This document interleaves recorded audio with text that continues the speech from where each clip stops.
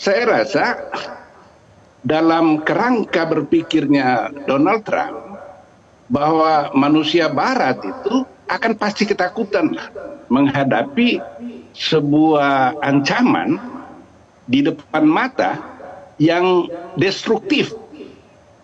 Tapi dia sedang berhadapan dengan satu bangsa yang bangsa kuno yang dalam sejarahnya belum pernah berhasil diduduki oleh negara asing. Iran itu sudah peradaban kuno. Dia mulai dari Cyrus yang Agung itu 500 tahun sebelum Masehi diserang oleh Alexander yang Agung. Berhasil masuk Iran tapi kemudian terpukul mundur.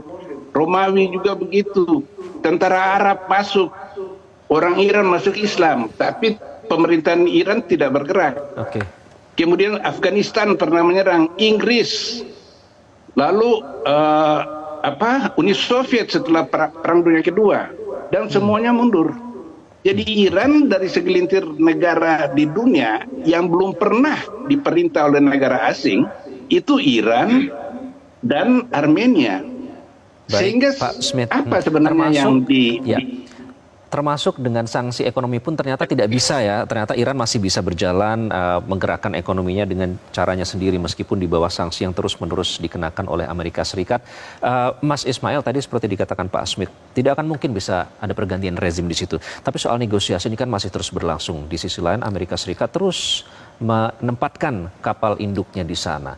Jadi sebenarnya negosiasi nuklir Iran ini dan Amerika Serikat mengapa belum juga ada titik temu? Apakah masih ada permintaan soal penghentian program rudal balistik? Sebenarnya itu concern utamanya bukan, Mas Ismail? Ya Mas Iqbal, kami sampaikan bahwa negosiasi ini memang akan sulit menemui titik temu.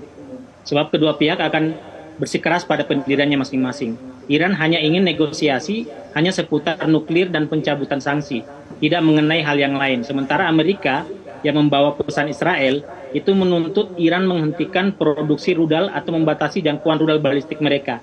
Yang tentu saja ini tidak akan mau dipenuhi Iran, karena bagi Iran itu adalah sistem pertahanan mereka, dan menjadi tidak adil jika Iran dilarang memproduksi senjata, sementara Israel tidak diminta melakukan hal yang sama, bahkan mendapatkan senjata dari Amerika Serikat tanpa batas, suplai senjata dari Amerika Serikat. Di sini Iran hanya mempertahankan hak untuk bisa melindungi kedaulatan negaranya secara mandiri.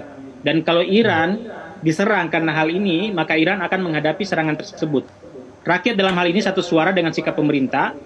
Dalam peringatan kemenangan Revolusi Islam Iran yang ke-47, rakyat Iran itu menegaskan tanah air atau mati, yaitu mereka siap mati demi mempertahankan kedaulatan tanah air mereka. Begitu Mas Iqbal.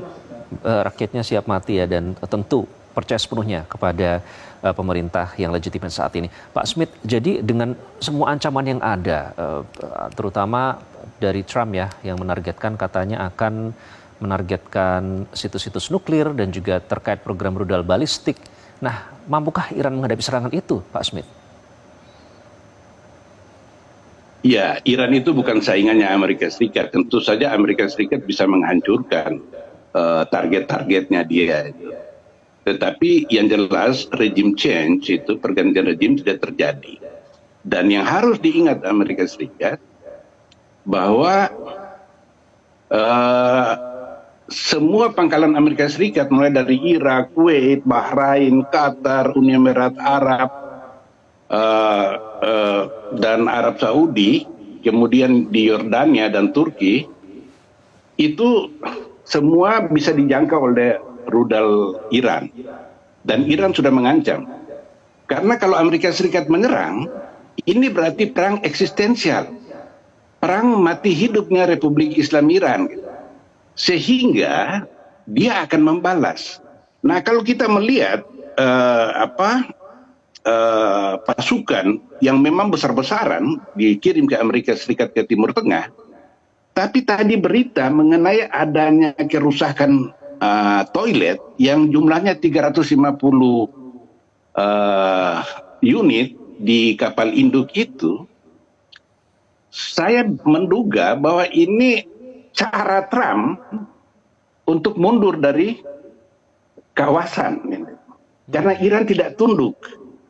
Nah, ada lagi bahwa sesuai dengan kesepakatan yang dibuat oleh Amerika Serikat dan Iran dalam negosiasi di Jenewa pada tanggal 17, dan kemudian juga ada kontak terus-menerus antara Menteri Luar Negeri Iran Abbas Araghchi dan utusan khusus Amerika Serikat untuk Timur Tengah yaitu Steve Witkoff, itu menyatakan bahwa Iran sudah siap sesuai dengan kesepakatan di Jenewa itu untuk